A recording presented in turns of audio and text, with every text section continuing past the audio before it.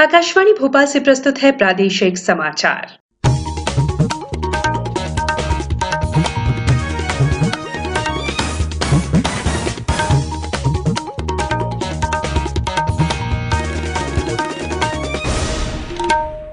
नमस्कार, समाचारों के साथ मैं संयुक्ता बैनर्जी।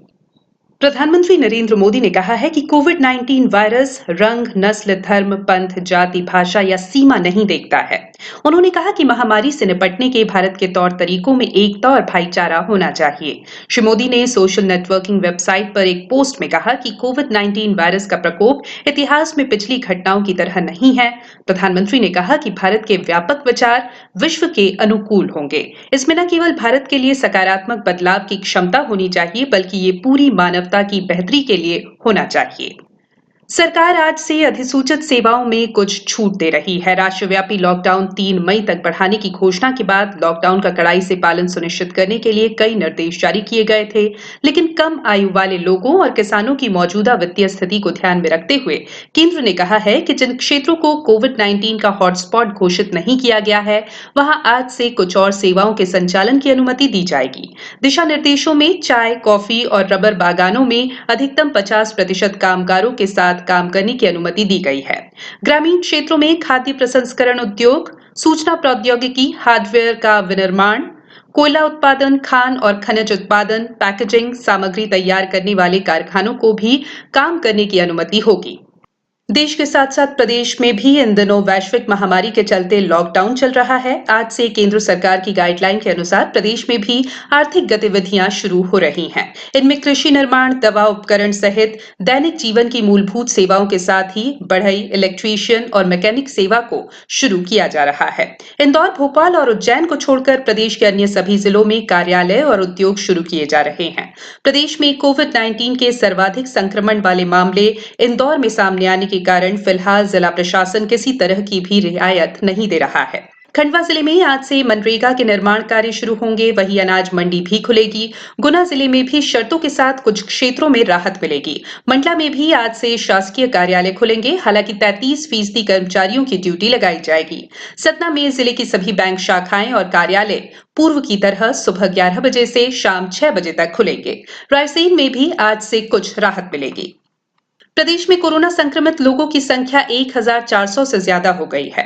भोपाल में कल 27 नए मामले सामने आए हैं। मुख्य चिकित्सा और स्वास्थ्य अधिकारी प्रभाकर तिवारी ने बताया कि नई मरीजों की कॉन्टैक्ट हिस्ट्री निकाली जा रही है। भोपाल में अब तक 213 व्यक्तियों में कोरोना सैंपल रिपोर्ट पॉजिटिव आए हैं, जबकि 34 व्यक्ति कोरोना संक्रमण से स्वस्थ होकर घर जा चुके हैं। उधर उज्जैन में चिकित्सा विभाग के स्टाफ की कोरोना वायरस की जांच की गई थी, जिसमें समस्त स्टाफ की रिपोर्ट नेगेटिव प्राप्त हुई है। ग्वालियर में कल प्राप्त 35 नमूनों की जांच नेगेटिव मिली है। शाजापुर जिले में कोरोना पॉजिटिव 2 और मरीज सामने आए हैं। आगरमालवा जिले में 5,951 परिवारों के सदस्यों को निःशुल्क राशन सामग्री उचित मूल्य दुकानों से वितरित की जाएगी।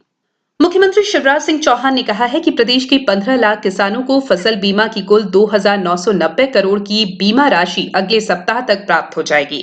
ये राशि सीधे उनके बैंक खातों में जमा की जाएगी। मुख्यमंत्री कल मंत्रालय में कृषि विभाग की बैठक को संबोधित कर रहे थे।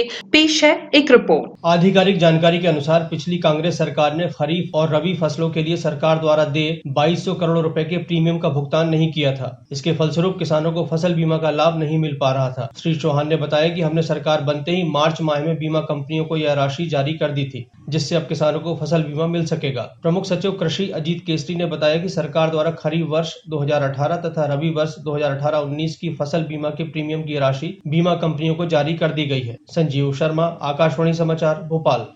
अब कुछ समाचार संक्षेप में। जबलपुर में एक और कोरोना पॉजिटिव मिला है, जिसके बाद अब यहां पॉजिटिव केसों की संख्या 21 हो गई है। होशंगाबाद जिले में 9 मेडिकल मोबाइल यूनिट का गठन किया गया है। टीकमगढ़ जिले के ग्राम लमेरा से मिले कोरोना मरीज की दूसरी रिपोर्ट भी पॉजिटिव आई है, जिससे टीकमगढ़ को ऑरेंज जोन घोषित किया गया है।